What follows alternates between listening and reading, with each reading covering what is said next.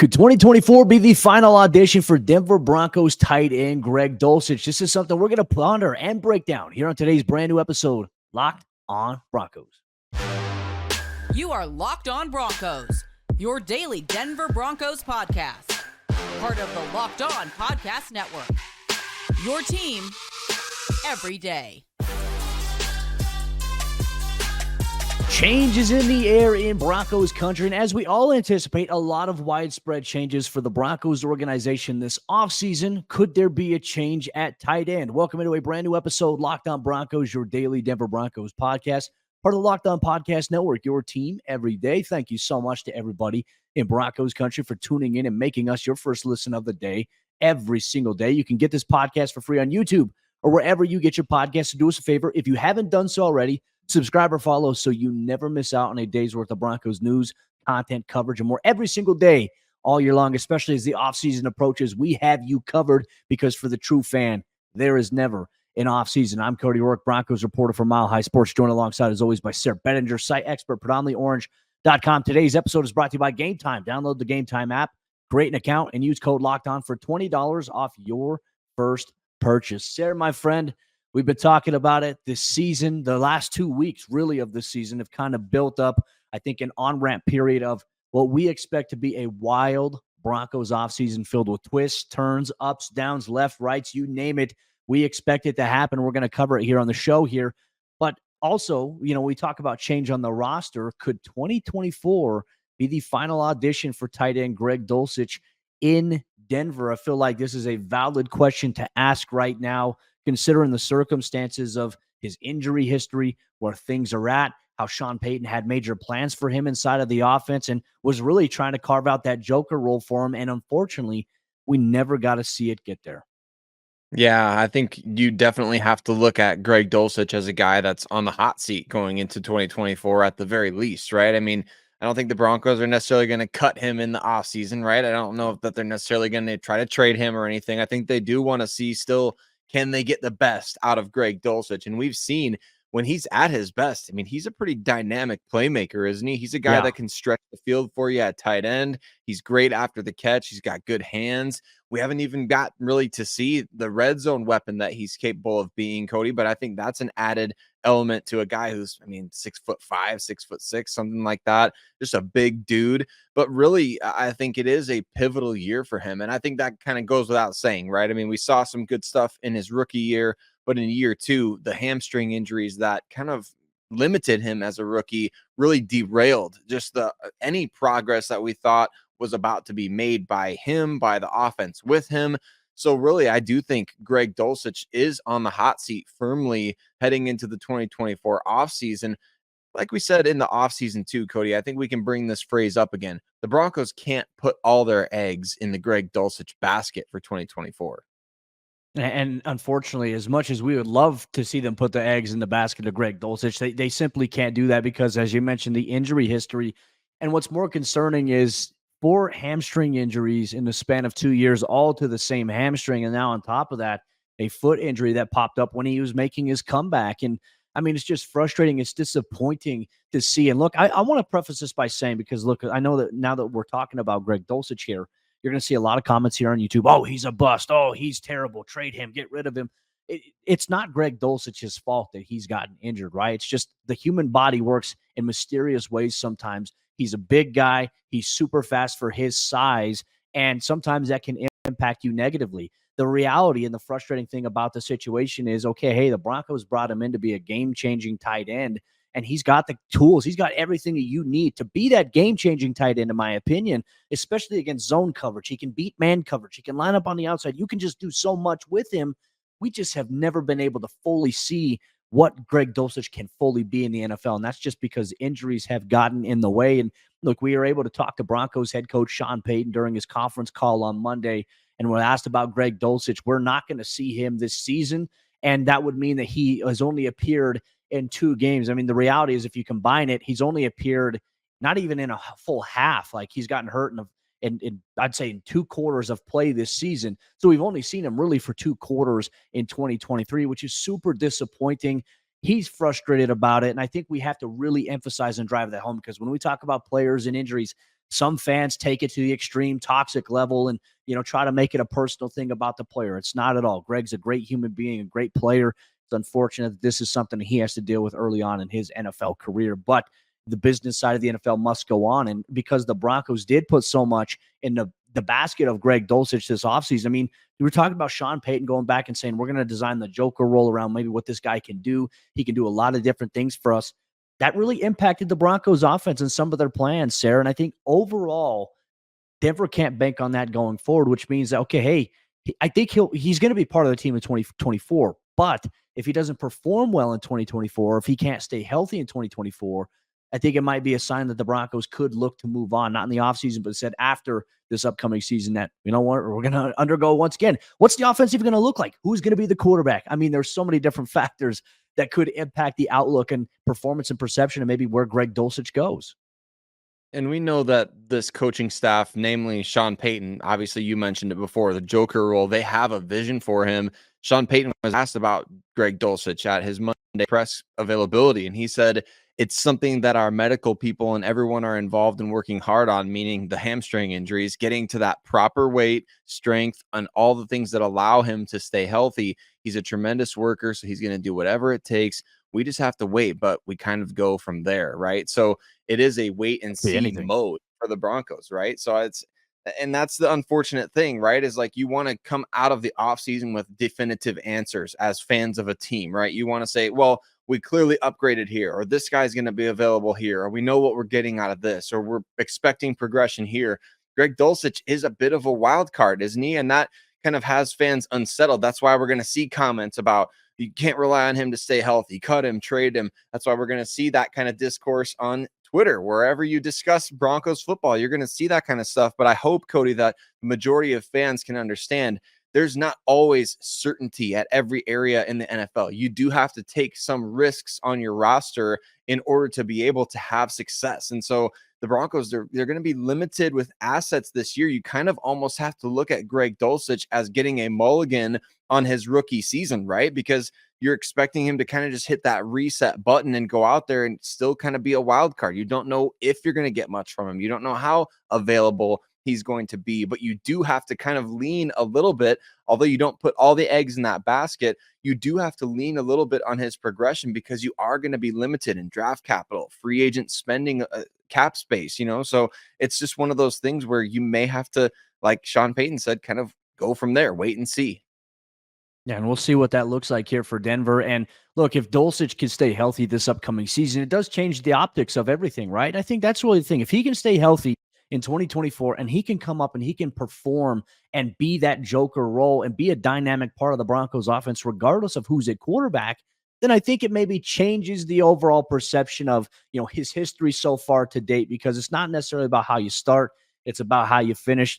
I mean, I think Lloyd Cushenberry is a great example, not necessarily on the injury side of things, but you look at Lloyd Cushenberry for the first couple of years of his career. I mean, everyone was saying, okay, the Broncos, are they going to move on from him after his rookie season? They can move on after him, after a second season in the NFL. And it's just like now he's playing better football. He's a much better player. He's in a good position now. It's all about progression. And as you say, it's never just linear. It's up and down. There's peaks and valleys with it. And unfortunately, Dulcich's development has been impacted by things really that are beyond his control. So if he can find a way to stay healthy and produce, could it maybe change the optics of it going forward? Broncos Country, we are curious for your thoughts here on today's episode of Locked On Broncos. But in the event that Greg Dulcich can't get to that point, the Broncos have a player on the roster right now that they could actually build into this role. Can they build around tight end Lucas Krull? That's something we're going to debate and discuss here. Today's brand new episode, Locked On Broncos. Today's Locked On Broncos is brought to you by our friends at the Gametime app. And the Gametime app is the perfect solution to alleviate any of the issues you've had in the past when you try to buy tickets to your favorite events, whether that's concerts, sporting events, music, theaters, whatever's going on, even comedy shows. Gametime has everything that you need in just a few taps. And you shouldn't have to worry when you buy tickets to your next big event. Gametime is the fast and the easy way to buy tickets for all the sports, music, comedy, and theater events that are going on near you today. And you can see views from your seat from the venue, and they also have the lowest price guarantee, event cancellation protection, and even job loss protection. Gametime is the only ticketing app that gives you complete peace of mind with your purchase. You can see the view from your seat before you buy, so you know exactly what to expect when you arrive. They have all-in prices which show you your total up front, so you know what you're getting, and you know that you're getting a great deal before you even check out, and you can buy tickets in seconds with just 2 taps. So make sure you check it out. Take the guesswork out of buying tickets with Gametime. Download the Gametime app, create an account, and use code LOCKED ON for $20 off your first purchase. Terms apply. Again, create an account and redeem code LOCKED ON for $20 off. Download Gametime today. Last minute tickets, lowest price guaranteed. Can the Denver Broncos rely a little bit more on Lucas Krull in 2024? We're going to be fascinated to see what the plan and vision is for Krull as we get into the 2024 season. And we're going to talk about maybe what we think, what we see so far from the promising young tight end. Before we do, want to say thank you and give a shout out to all of you that make Locked On Broncos your first listen of the day every single day. Cody and I appreciate you so much as we head into the 2024 offseason. We know, and you know, that you're going to be able to listen to every step of what the Broncos are doing, from coaching moves to roster moves, everything right here on Locked On Broncos, wherever you listen to podcasts, as well as free and available on YouTube. Cody, Krull the Warrior King. I don't know how many people out there had to watch How to Lose a Guy in 10 Days back when they were initially, I don't know. I haven't dated Cody in a long time. How to Lose a Guy in 10 Days was something that I had to do in order to, marry my wife. So, but I've seen that movie a million times. Every time I hear Lucas Krull's name, I think of Krull the Warrior King. If you know that reference, give us a shout out in the comment section there. But Lucas Krull, I'm very interested by him. I'm very interested in the way that he's going to be able to make a case for, I don't know, is it a hot take to say the top tight end spot on the roster and depth chart next year? I mean, as a pass catcher alone, I think we're seeing some really promising things. What's been your impression of Krull? What's been kind of your vibe and read off of what you're able to see in practices throughout this season? It kind of feels like the Broncos have been very deliberate with this guy. And I think that they've tried to really take their time with developing him because, for me, you and I have talked about this as well. Like Denver, obviously, they went and they got him. They got him onto the practice squad. He's been on the practice squad for a large portion of the season. And I think you and I were saying, like, how come they haven't activated Lucas Krull yet? How come they haven't brought him up to play? And I think it's obviously for Sean Payton stealing him from New Orleans, which everyone's like, oh, another Saints player. The reality is Sean Payton never had any ties to Lucas Krull prior. They watched him and he stole him because Krull had a really terrific preseason with the Saints this offseason. And I think that's something, okay, hey, how can this guy maybe fit into it? And it goes to show, it's like, all right, you can't just take a guy and plug him in and he's going to be who you want him to be. You have to get him acclimated. You have to get him comfortable. And the thing I see with Lucas Krull, I mean, you look at him standing right next to Courtland Sutton. He might be a little bit taller than Courtland Sutton, right? And that's crazy. And the fact is he's really tall and he moves really fast. He's very explosive. He can go up and high point the football. And on top of that, he's also a guy, I think, that can outrun some man coverage situations. He can find the soft spots against zone defense. And that's where it was like, I think for me, I keep envisioning, okay, well, if Greg Dulcich can stay healthy, can you imagine Greg Dulcich and Lucas Krull together in some double tight? You might see the old school, Rob Gronkowski, Aaron Hernandez situation on your hands there in terms of how good these guys can be from an athletic standpoint. That's what I could envision here with the Broncos. I don't know if Sean Payton views it the same exact way as I do. I mean, I imagine he might see some similarities, maybe not to the extent of that. But the reality is Krull is a guy that I think is too talented, too athletic of a player to not be a feature part of this offense going forward. And I think you have to find a way to make room for him. You have to find a way to incorporate him because, as we've seen, he has provided the Broncos at times with the spark. And there's been times where he's been open on the film and the Broncos just didn't see him, especially on some seam routes. You have a vertical presence here with Krull that you could really take advantage of. And in my opinion, I think that's the one thing that stands out to me. He's got the great ability to catch. You've seen him run and execute the tight end screen really well this past week against the Chargers. It's like, hey, Denver hasn't really been able to do that for quite some time. Now, Sayre, let's throw this out there. Can the Broncos run a tight end around with Lucas Krull? I mean, I don't know, but I mean, I imagine they could. I would try it. Hey, why not? We got one game left. I mean, there's no playoffs at stake. Try the tight end around. See what this guy can do. He's listed at 6'6", 260 pounds. I mean, that's pretty crazy. When you talk about standing next to Courtland Sutton and being bigger, That's exactly what you want from a field stretching tight end. What I notice about Lucas Krull that I don't notice about a ton of tight ends, and this is an unfair comparison. I got to give a shout out to a Hawkeye. George Kittle, Cody, is very, very natural in space. Like he looks like he's probably really good at basketball because he's got great change of direction skills, very natural vision with the ball in his hands. I'm not saying Lucas Krull is George Kittle, but I feel like I get that sense that the natural playmaking ability in space when he has the ball in his hands. He really feels like that kind of guy to me. And so again, not trying to be super hyperbolic or anything, but you evaluate what you see, right? I mean, this is a guy that led all tight ends in the NFL preseason in receiving yards. What we're seeing from him in the last few games for the Broncos is somebody that's got really good speed. He's got really strong hands. He's a confident playmaker, and he's somebody that I think can be a mismatch in the red zone. I know he got that opportunity at Houston that probably would love to have back, maybe try to moss Jimmy Ward a little more, or who knows what he would try to do in that situation. But what I'm saying here is I think there's all the pieces, all the makings of a guy that you want to get the ball deliberately in the passing game, not just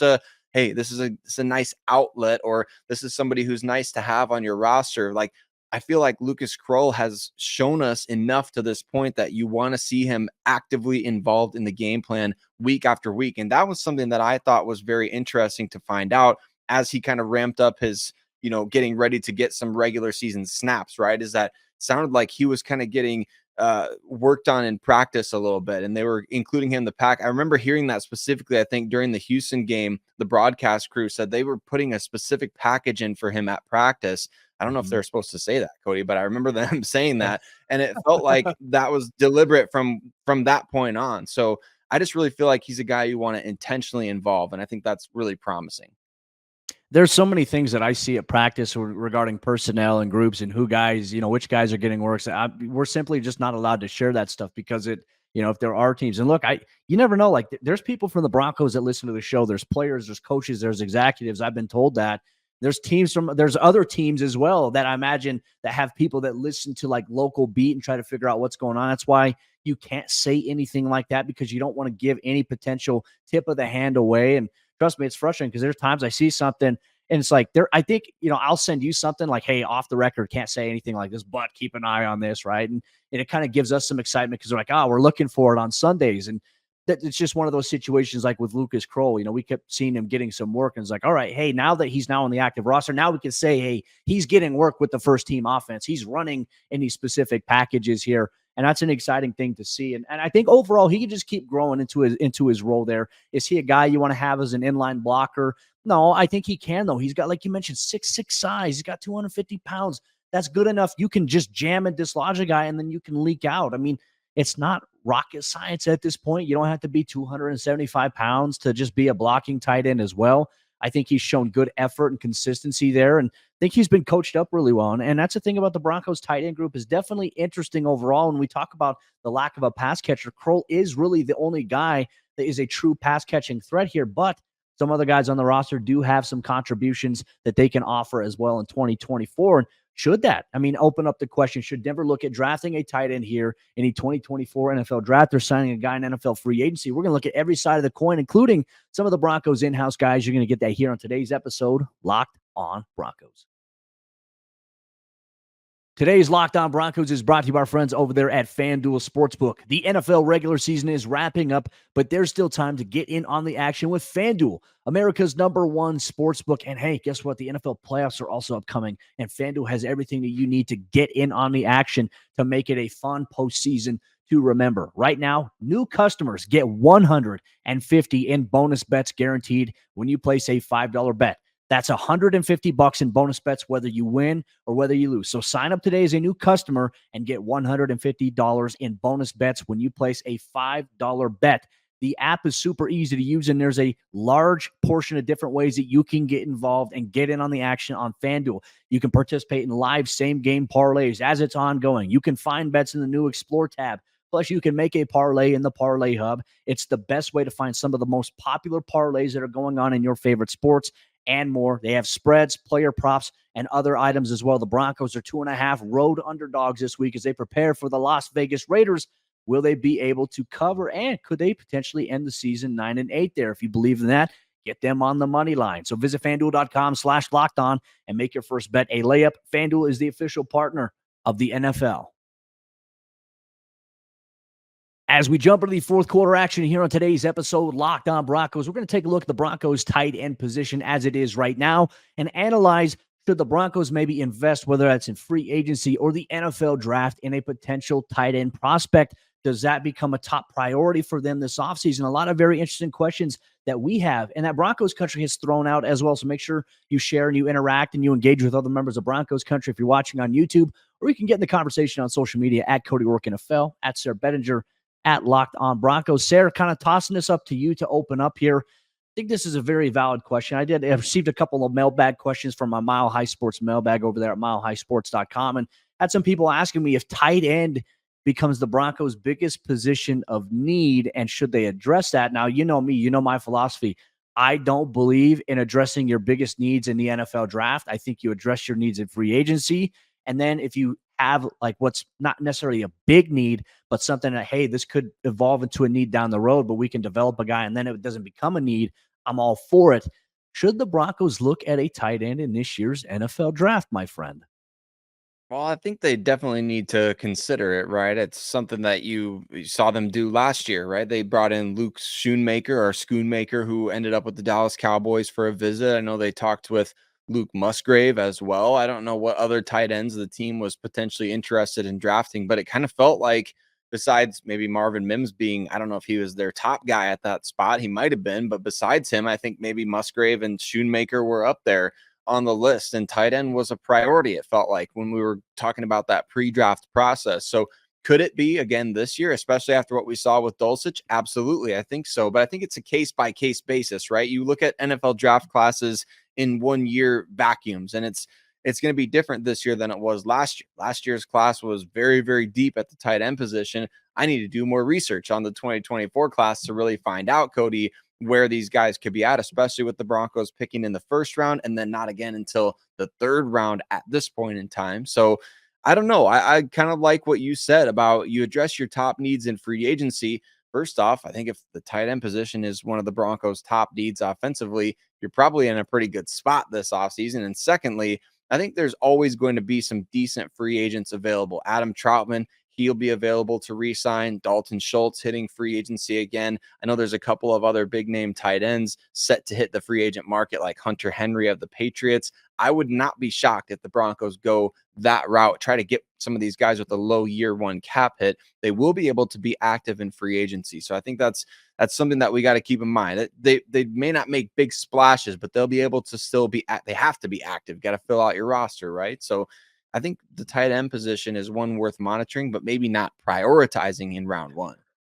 Yeah, and I feel like at this point, quarterback's probably going to be the biggest priority here for Denver in round one. And it's who, is Denver going to get a guy? Because they don't have a round two pick. And I think that maybe is the hang up. Like if Denver had a first and a second round pick this year, Sayre, I feel like, okay, maybe you can see the Broncos, maybe if they don't want to take a quarterback in the first round, and there's a guy that maybe drops to the second round. Maybe they could, right? Maybe they could go tight end first round, quarterback second. But at this point, I don't think it's necessarily about like where you go. It's about the right fit, getting the evaluation right. And I think so many people are enamored by just mock draft simulators right now, which look, they're a great tool. But the evaluation process really begins for teams. They'll look at film, they'll build profiles on guys, and then they go to the NFL scouting combine. And then after that, then the NFL draft process will happen. You're going to get pro days. That's where these guys are going to gather the most information on who the best fit could be. We can look at players' production and maybe potential scheme fit, but if they're not a good locker room fit, if they're not a good scheme fit overall for the vision of what the team has, it doesn't make sense. It's not just like, hey, I'm just going to sign this guy or draft this guy, plug him in, and he's going to be ready to go. It doesn't work that way. That's why they talk so much about scheme fit and positional fit, flex versatility, these things like that.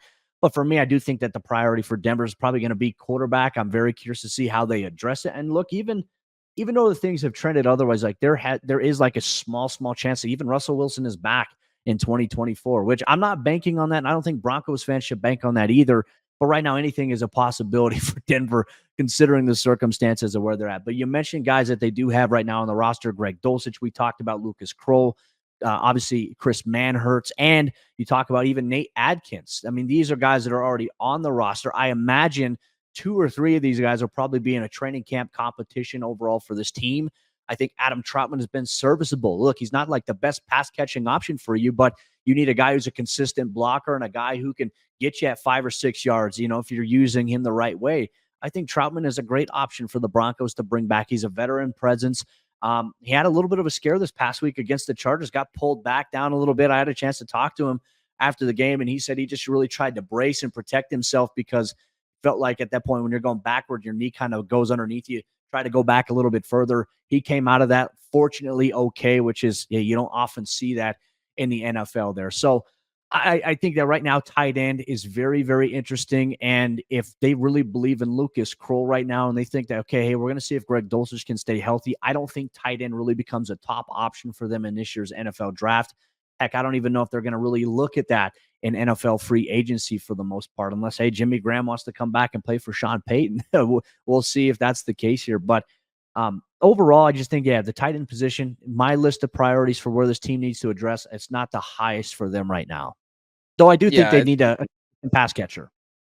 Absolutely. They need to solidify that because it's been a missing piece this year offensively. And that's why we're excited about what Lucas Krull has brought to the table, because previously the Broncos didn't have what he's bringing to the table. And now it's all of a sudden like, oh, like I wish that was there all season. Right. So yeah, you want to see them have that in the mix there. But I agree with you, Cody. It's not something that I'm sitting here thinking, all right, who are the top, who's the first round tight ends in this year's draft? If the Broncos can get the kid from Georgia, Bowers, I think his name is, hey, sure. Yeah, go ahead. Draft that guy. He's really good, but he's probably going to be off the board way before the Broncos are picking. So, where does that leave them? Do you wait until day 2 or day 3 to take a tight end? And at that point, is that guy going to be really playing a big role for you this year over guys like Dulcich, Krull, Adkins even, and Manhertz, and if you bring back Troutman? I don't think so. I think if you can get a value-friendly player in free agency like a Hunter Henry, who would be a nice addition, I think if you can get a value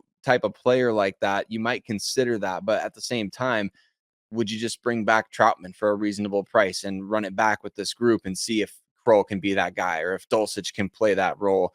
I don't know. We'll see where Sean Payton is at with it, but I'm with you, Cody. I don't feel like this is one of those things that like I'm losing sleep at night over at this point. No, Broncos Country, we want to know about you. Are you losing sleep over the Denver Broncos tight end position? And if so, have you talked to a doctor about that? Anyway, on top of that, though, Broncos Country, we appreciate you so much for rocking with us here. As we enter the new year, we have big plans for the show this year. The offseason is going to be loaded with content and conversation and no lack of drama. As we know, there's going to be a lot of stuff going on with this Broncos team. And if you want the most level-headed approach to what's going on with this team, Lockdown Broncos is the place to be. That's our promise to you every single day, all year long. And even in the offseason, there is no offseason for the true fans. Stay your dials tuned here to Lockdown Broncos. And here's what you can expect. If you're an everyday listener, we appreciate you. Tomorrow's episode, Lockdown Broncos, Sayre Bedinger is going to sit down with your boy Q. He's our boy Q. Broncos Country loves Q as they preview the last game of the season against the Las Vegas Raiders in a crossover finale to the 2023-2024 NFL regular season. Stay tuned here, Lockdown Broncos, for all that and more.